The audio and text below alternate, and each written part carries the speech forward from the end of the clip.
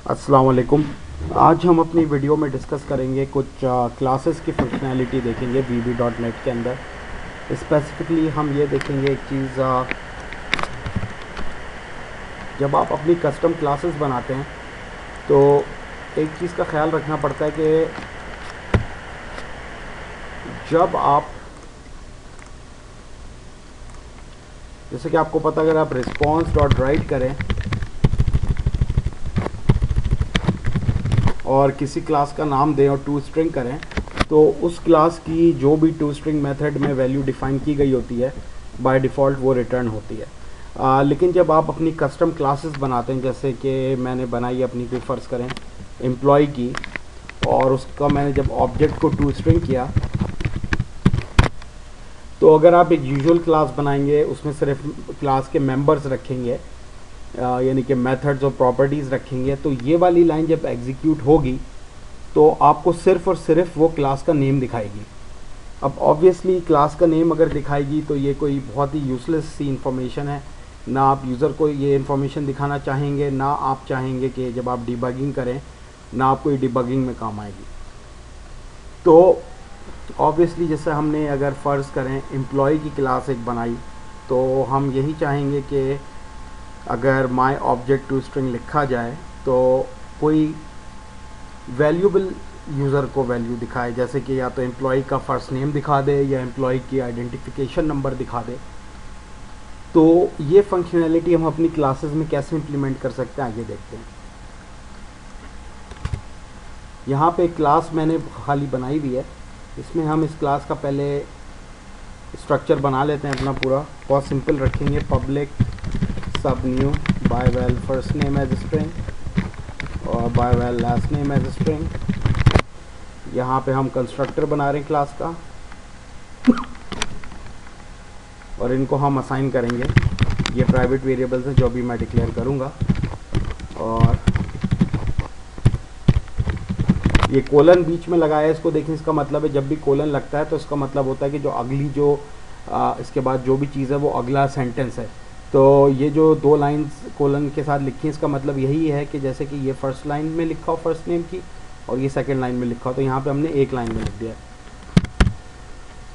अच्छा, अब हम ये करेंगे कि अपने प्राइवेट वेरिएबल्स डिक्लेयर कर लेंगे और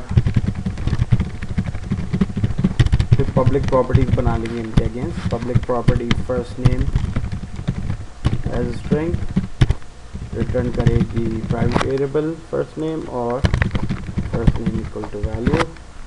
इसी तरह हम लास्ट नेम भी बना लेते हैं।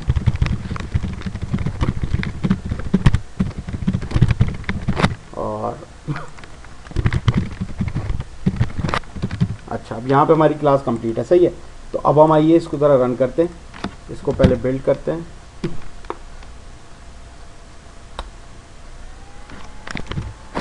और dim my object as new class 1 first name Rafay last name Ali, okay. और अब इसको रिस्पॉन्स डॉट राइट करते हुए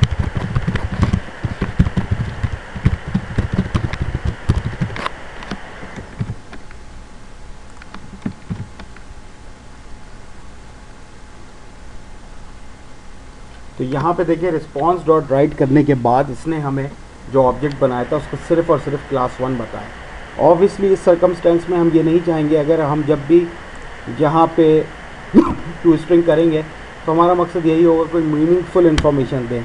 यहाँ पे मीनिंगफुल है फर्स्ट नेम और लास्ट नेम, तो हम यही चाहेंगे या तो ये फर्स्ट नेम और लास्ट नेम दोनों दिखा दे या कोई एक दिखा दे, जो भी आपकी मतलब रिक्वायरमेंट हो।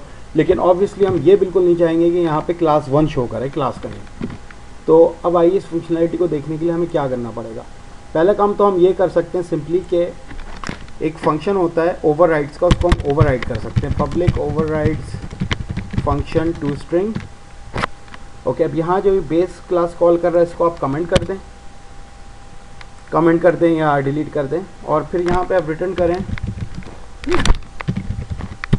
String dot format employee name 0 with employee name 0 comma 1, okay. और यहाँ पे हम लास्ट नेम, अमूमन जो है लास्ट नेम से इस तरह शो किया जाता है, तो पहले देंगे लास्ट नेम और फिर देंगे फर्स्ट नेम। अब आइए इसको रिफ्रेश करते हैं अपनी क्लास को। तो ये देखेंगे इसने हमें इस तरह दे दिया employee name Ali comma Rafay. तो ये हमने यहाँ पे अपनी क्लास की जो टू स्ट्रिंग का मेथड ओवरराइड किया ताकि कोई मीनिंगफुल वैल्यूज़ रिटर्न हो। अब आपने देखा होगा जैसे कि string dot formatting, string format use किया मैंने, जहाँ पे ये 0 लगा है और 1 लगा है।